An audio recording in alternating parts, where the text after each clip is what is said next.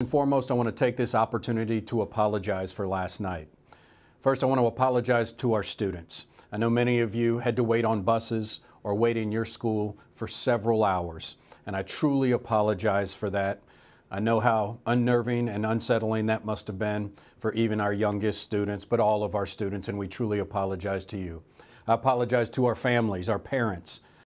An apology to the entire JCPS family, from students, families, staff, and all of the bus drivers after a transportation disaster on the first day of school. The district canceled class both today and tomorrow to fix these mistakes made during both AM and PM pickups. The last student dropped off at home at 9:58 p.m. Superintendent Dr. Marty Polio calling it unacceptable, saying what happened lies solely with him and his team. Our reporter Jim Stratman's at the Nichols bus compound right now. You've been able to talk with JCPS officials, the bus drivers there, even some parents. What is everyone saying today, Jim?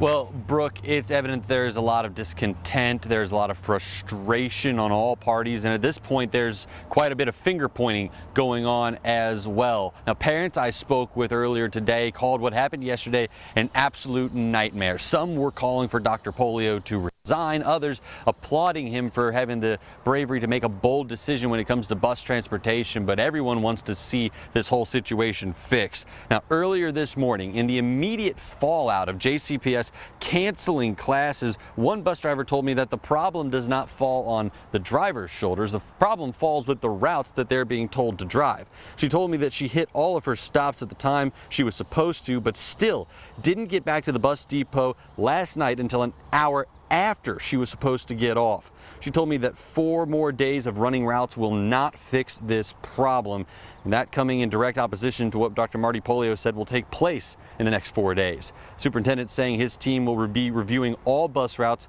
paying drivers to practice their routes throughout the weekend, and improving communication between parents, schools, and the central office. I can say that change is hard, and it is. The massive change we are undertaking is extremely difficult. But in the end, that can't be the excuse. We have to be better at what we are doing. And once again, I'll say this, that lies squarely on my shoulders and my team's shoulders. It is not on bus drivers, it's not on the school, it's on me and my team, and we are going to fix this. The superintendent said that his team will be working around the clock this weekend to address the busing situation. In addition to the three things that I already mentioned will change this weekend, he also said that the district will be expanding hours for its call center at 485 RIDE. Brooke? Jim, thank you. And we have been hearing concerns from so many of our parents and guardians for weeks now. Lots of apprehension and anxiety about what this new transportation plan would look like in practice. Last night, our team caught up with parents who had been waiting upwards of 6 hours for their students to get off that bus. It was a long and frustrating day for everyone. We know this is a new system with new routes, new bus stops, and 100 less routes this year that got consolidated to combat our bus driver shortage. We knew there would be an adjustment period, but Shara Hannon waited until 8:30 last night for her daughter to get home from her first day of first grade. And I don't know what to think at this point. Like, what do I do? Who do I call? There is no one. There are bus drivers that are crying as they come in and they're leaving, apologizing, and I don't believe it's their fault. And we know our bus drivers are working extremely hard. Most only got their routes at the end of July, and as we've all learned, many of those routes had some major discrepancies. Mayor Craig Greenberg says he spoke to Dr. Polio this morning, offering any help the city could give and reiterating how flexible companies across the Derby City should be with affected families. I also understand the disappointment that parents around our city have this morning, and I also ask employers to show some understanding and flexibility with parents of JCPS students who were thrown this curveball. Greenberg encouraged parents to take advantage of government assets during this period. He mentioned the Louisville Zoo is offering discounted admission both today and tomorrow. Parks are all open as well, along with the city's 17 public libraries. We'll continue to follow all updates and alert you to any JCPS changes and schedules as soon as we have them. Just an hour ago, Louisville Metro offered more insight on cases mentioned in the Department of Justice report investigation. It comes after the city missed 2 self-imposed deadlines to release body camera video of those incidents. In total, 63 cases were referenced in the report. Of those, 29 had already been closed. The department said of the 33 cases it could review, it would judge the incidents based off policies used at the time that they happened. Today, LMPD told us body camera video of all the cases is available to the public. LMPD's chief says decisions had to be made to make the department better for the community. But as chief, I know that these are necessary actions for the betterment of the department and for the community.